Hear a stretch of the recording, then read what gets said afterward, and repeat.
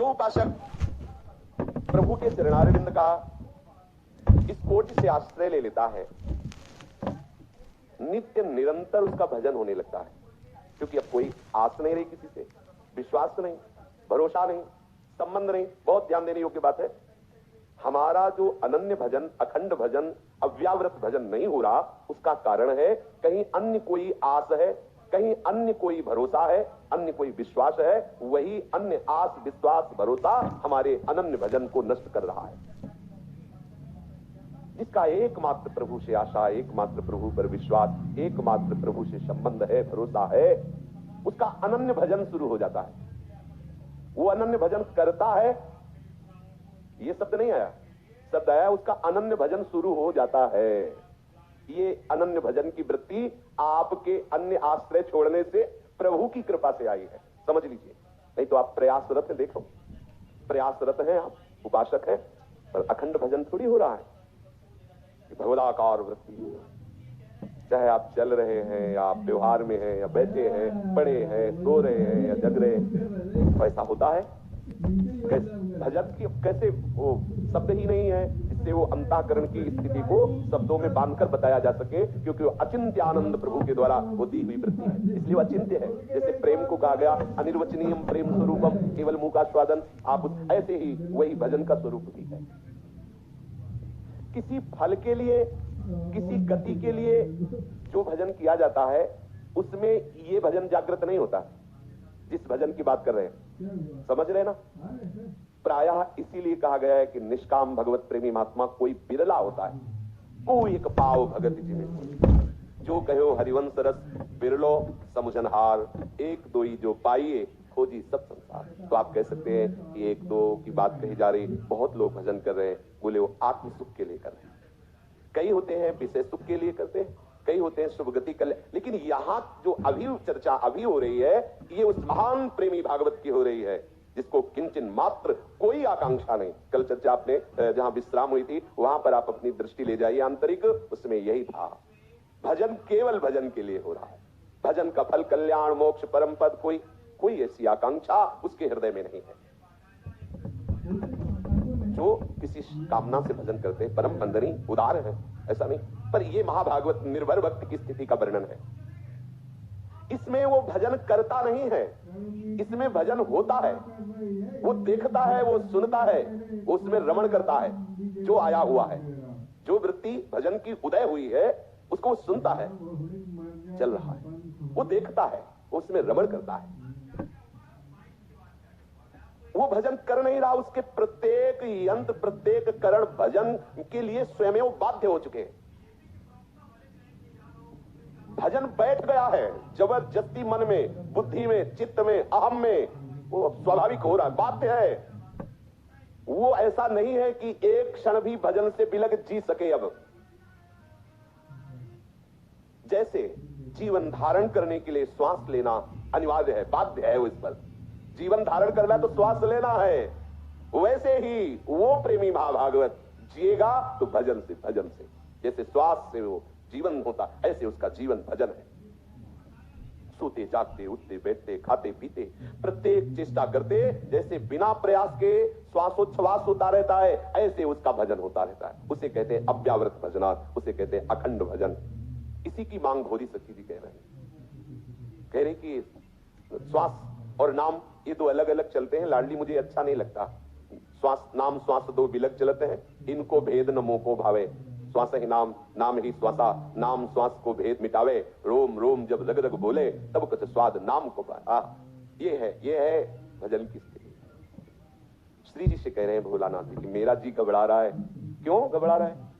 ये नाम और श्वास अलग अलग चलते हैं। लाडली ऐसी कृपा करो कि श्वास ही नाम, नाम ही श्वासा, नाम श्वास को भेद मिटावे। ये फिर क्या होता है?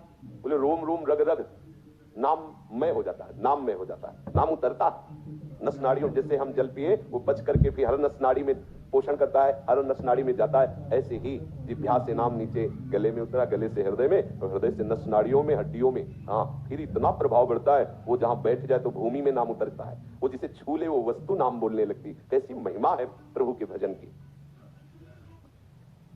यदि किसी भी कारण से कदाचित उसे ऐसा आभास हो जाए कि नाम छूट गया, क्या छूटता नहीं है, आभास हो जाए उसे ऐसा कि नाम छूट गया क्या, तो उसका दम घुटने लगता है, ऐसी भयंकर व्याकुलता होती, तद स्मरणे परम व्याकुलता, परम व्याकुलता। अब उस व्याकुलता को तो वही जानता है, परम व्याकुलता। नित्य निरंतर भजन में डूबा हुआ भी एक क्षण के लिए भजन छूटने का भ्रम हो गया तो वो परम व्याकुल हो गया, तड़पने लगा, व्याकुलता पूर्वक तड़प। ऐसा कैसे हो गया? और ऐसा हो ही नहीं सकता, क्योंकि व्याकुलता शब्द गाढ़ अवस्था का प्रतीक है। वो उस समय भी गाढ़ अवस्था में है कि कैसे छूट गया।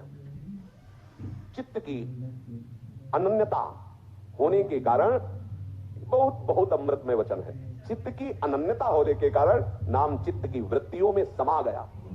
मुरारी पादार्पित चित्त वृत्ति, ये स्थिति है।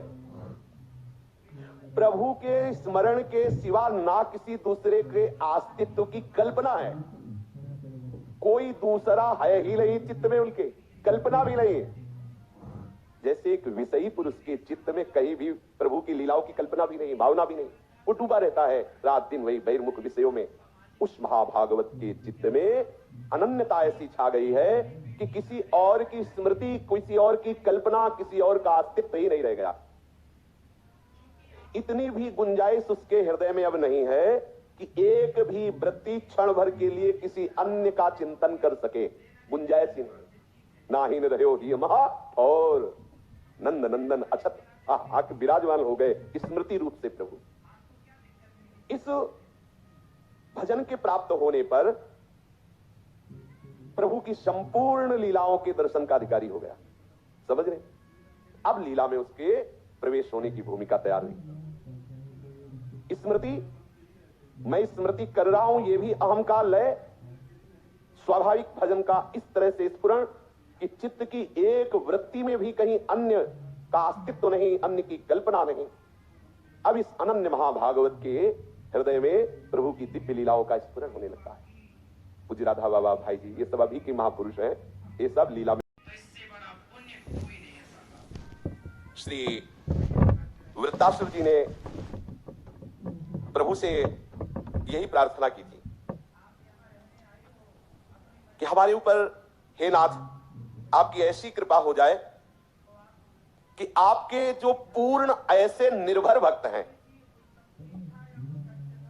जिनमें किंचित मात्र अन्य आस, अन्य भरोसा, अन्य विश्वास नहीं है, ऐसे महाभागवतों का मुझे संग प्रदान कीजिए, उनकी दासता प्रदान कीजिए।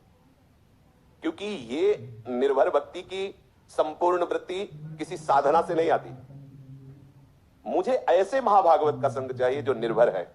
ऐसे महाभागवत कोई बाजारों में थोड़ी मिलते हैं। प्रभु कृपा करते हैं तब ऐसे महाभागवत पुरुषों का संग प्राप्त होता है।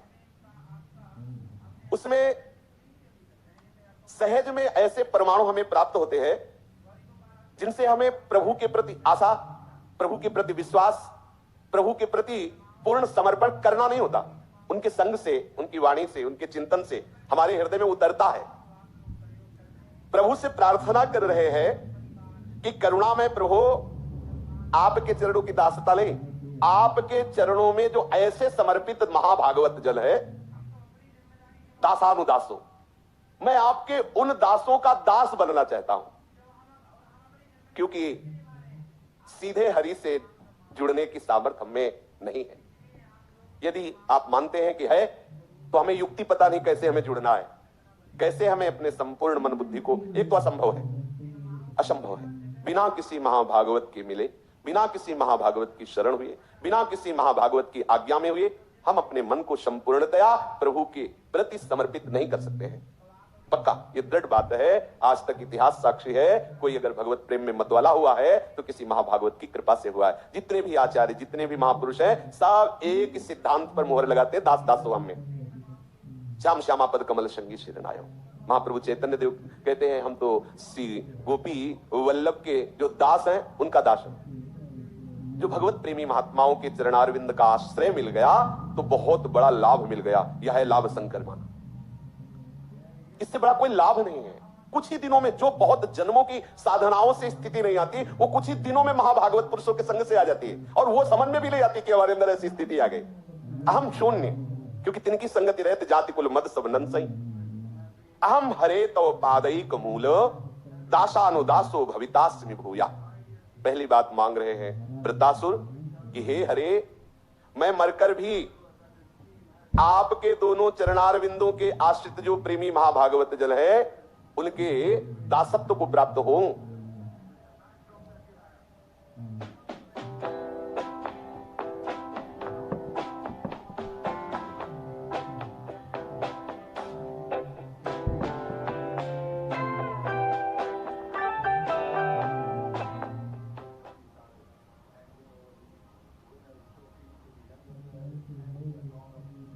चाहे जितने जन्म हो आगे, मैं आपसे मोक्ष नहीं मांग रहा, कल्याण नहीं मांग रहा, शुभ गति नहीं मांग रहा। मेरा जो जन्म हो तो आपके किसी महाभागवत के दासत्व को प्राप्त हो, ये मेरे ऊपर कृपा कर दीजिए।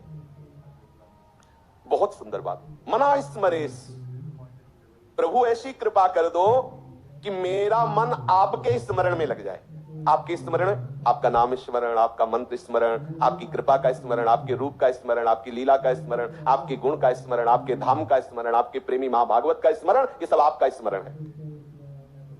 मना स्मरे तासुपतेर गुणास्ते गृणीत वाक। मन तो हमारा इस तरह से आपके स्मरण में डूबे, और वाणी को आप ऐसी पवित्र कर दीजिए कि आपके नाम कीर्तन, गुण कीर्तन, लीला कीर्तन, आपके प्रेमी जनों के यश कीर्तन के सिवाय और कुछ बोले नहीं।